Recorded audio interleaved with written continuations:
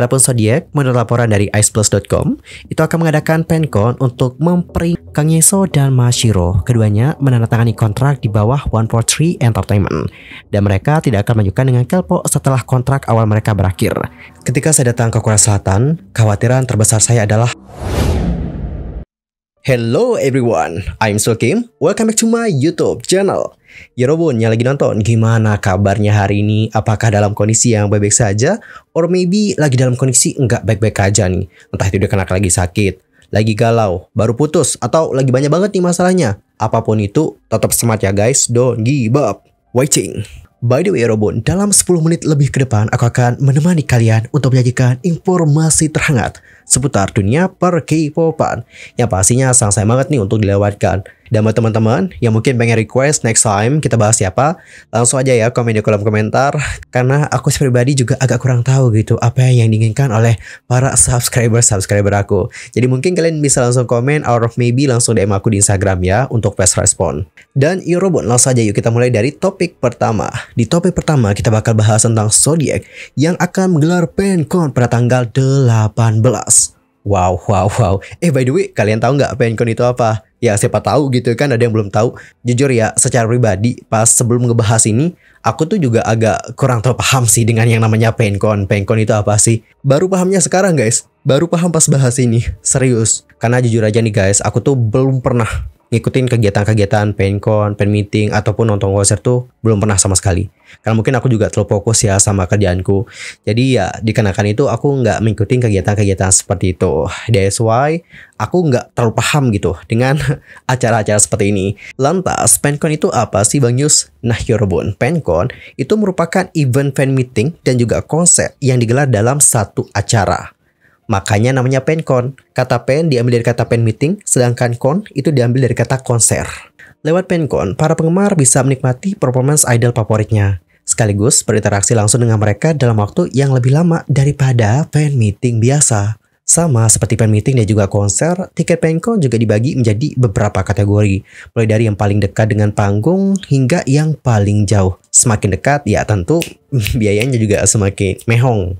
Namun ada namanya nih guys, harga tiket PenCon umumnya tidak semahal harga tiket konser. So guys, begitulah penjelasan soal PenCon. So gimana nih buat teman-teman yang mungkin baru terjun ke dalam dunia per-K-popan? Udah paham belum PenCon itu apa? Aku harap penjelasan tadi dapat membuat kalian menjadi paham. Adapun Zodiac, menurut laporan dari iceplus.com, itu akan mengadakan PenCon untuk memperingati anniversary pertama pada tanggal 18. Dan dikarenakan ini adalah konser penggemar pertama yang diadakan oleh Zodiac sejak debutnya, PenCon ini diperkirakan akan menjadi pertunjukan yang dipenuhi dengan beragam pesona. Mulai dari penampilan spektakuler yang unik hingga pertunjukan live dari Zodiac yang solid. Sebelumnya, pada tanggal 25 bulan lalu, Zodiac menulis surat tulisan tangan yang mengungkapkan rasa terima kasihnya pada peringatan 1 tahun debut mereka. Zodiac lantas mengadakan PenCon pertama dan memberikan hadiah yang berarti kepada para Soblis. Wow, amazing sih. Dan mereka akan menggelar PenCon di Korea dulu ya guys. Dan untuk internasional, aku masih belum dapat informasi sih. Terutama di Indonesia, aku belum dapat informasi kapan mereka akan mengadakan PenCon di Indonesia. So, kita akan terus tunggu bagaimana update-nya ya. Dan Yorobun, kalian sebagai Soblis gimana nih? Apakah kalian sudah tidak sabar menantikan bagaimana PenCon dari Zodiac? Kalau udah nggak sabar, komen dong di kolom komentar. I want to know about it. Dan kita akan masuk ke informasi yang berikutnya. Ini ada informasi dari Keplo teman-teman. Mungkin informasi ini juga membuat para penggemar menjadi sedih ya, karena baru-baru ini dikabarkan bahwa 7 dari 9 member itu sepakat untuk memperbarui kontrak, sedangkan 2-nya kemungkinan akan keluar dari Keplo dan akan beraktivitas di grup baru mereka. Menurut laporan eksklusif dari Star News, 7 dari 9 agensi anggota Keplo telah menyetujui perpanjangan kontrak. Dengan ini, aktivitas Keplo setelah kontrak awal mereka berakhir pada Juli 2024 akan dilanjutkan dengan 7 member. Kang Yeso dan Mashiro, keduanya menandatangani kontrak di bawah 143 Entertainment. Dan mereka tidak akan melanjutkan dengan Kelpo setelah kontrak awal mereka berakhir. Dan dijadwalkan untuk bergabung dengan Limelight, girl group dari 143 Entertainment. FYI, Limelight merupakan girl group yang punya konsep sebagai girl group dengan anggota tak terbatas. Comeback terakhir mereka sebagai trio dilakukan dengan merilis EP yang bertajuk Last Dance. Awalnya dilaporkan bahwa kontrak Keplo tidak akan diperpanjang nih guys. Namun, dikarenakan kesuksesan dari grup tersebut, eksekutif dari sebagian besar agensi dilaporkan memutuskan untuk memperbarui kontrak grup. Namun nih guys, sampai sekarang ya, nggak satupun dari pihak Keplo seperti Wake One Entertainment, CGENM, ataupun agensi dari masing-masing member mengkonfirmasi laporan dari Star News pada saat dipublikasikan. Oke, jadi teman-teman seperti itulah bagaimana laporan dari Star News. Dan aku pribadi juga dapat paham sih kenapa ada yang setuju dan kenapa ada yang tidak setuju. Terutama untuk 140 Entertainment. Hal itu dikarenakan mereka fokus nih guys pada bagaimana awal rencana mereka.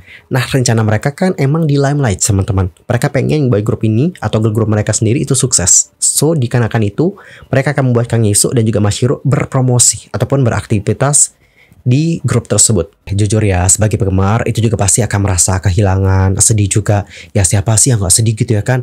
Grup yang tadinya 9 member nih, itu nanti mungkin akan beraktivitas dengan 7 member. Kita sebagai penggemar juga pasti akan merasa sedih dan juga merasa kehilangan.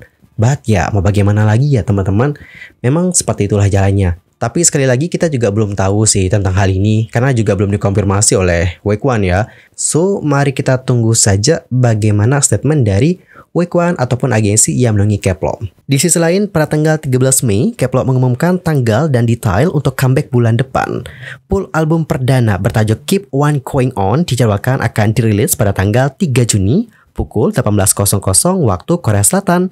Album tersebut dirilis 1 bulan sebelum rumor pembubaran mereka. Bersama dengan itu, Keplo juga merilis logo motion dan jadwal promosi. Dari jadwal tersebut, aktivitas promosi dimulai pada tanggal 14 Mei 2024, yakni pembukaan pre-order, menyusul kemudian bocoran tracklist, konsep foto, highlight medley, MV teaser, hingga perilisan album. Sebagai informasi tambahan, Keplo ini adalah grup proyek yang dibentuk melalui program Survival Mnet Girls Planet 999 pada tahun 2021.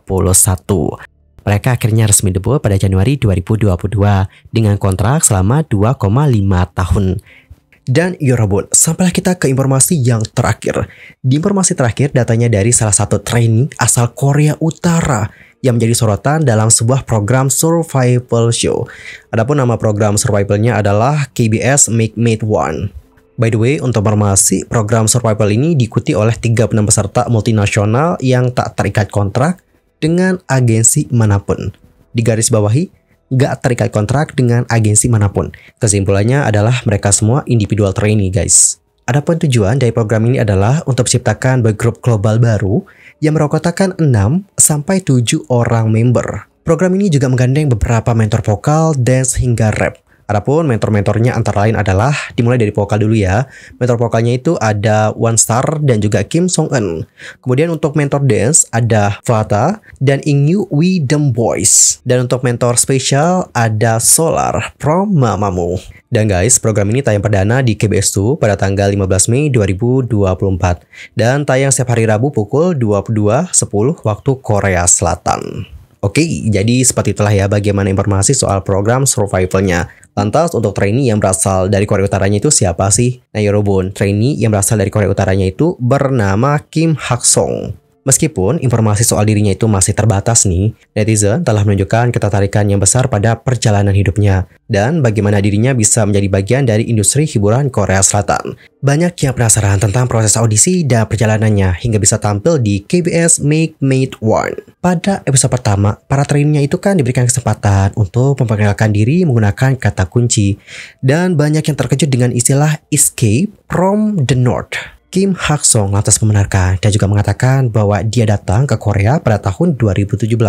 Pada kala itu dirinya berusia sekitar 13 tahun. Lebih lanjut dia menceritakan, ketika saya datang ke Korea Selatan, kekhawatiran terbesar saya adalah menyesuaikan diri dengan masyarakat. Saya banyak menonton TV di rumah. Saya sangat terkesan dengan idol di TV. Itulah awal mula aku ingin menjadi seorang idol. Dia pun lantas menyebutkan bahwa menceritakan kisahnya membuatnya stres. Namun, dia merasa jika dia tidak menghadapinya, dia akan kabur lagi. Dia juga tanpa sedikit tersendat membicarakan sejarahnya. Para juri dan kontes lainnya juga terharu dan juga terkesan dengan bagaimana tekad dari Kim Hak Song. Terutama bagaimana jawaban atas apa yang menjadi tujuannya. Kim Hak Song menyatakan bahwa dirinya itu ingin memberikan harapan kepada orang-orang yang berada dalam situasi sulit, di mana mereka tidak dapat mengejar impian mereka. Wow, tekadnya emang gak main-main sih ya guys. Dan kita juga akan terus pantau nih bagaimana performance dari Kim Hak Song di program tersebut. Dan apakah dia bisa debut? Mari kita tunggu saja bagaimana ke depannya. Anyway, kalau kita berbicara nih mengenai trainee yang berasal dari Korea Utara dan juga akan debut jadi idol K-pop, Kim Hak Song itu bukan pertama nih guys. Sebelum Kim Hak Song, ada dua pemilik Korea Utara yang menuai perhatian publik. Mereka adalah member dari grup K-pop yang bernama SB Boys. FYI, grup ini dibentuk oleh Michelle Cho yang pernah menjabat sebagai A&R representative di SM Entertainment dan produser di Playlist Entertainment. Dengan demikian, SB Boys akan mencetak sejarah sebagai grup K-pop pertama yang menganggotakan personel dari Korea Utara. Anyway, cukup sekian ya guys untuk hari ini. I'm Sulky pamit dan aku juga mohon maaf jika ada kesalahan, baik itu dalam ucapan, sikap, tindakan, dan mungkin ada salah informasi, mohon koreksi ya dari kalian semua. See you next time dan selamat beraktivitas semuanya Yorobun. See you next time dan selamat beraktivitas Yorobun. Goodbye and happy weekend.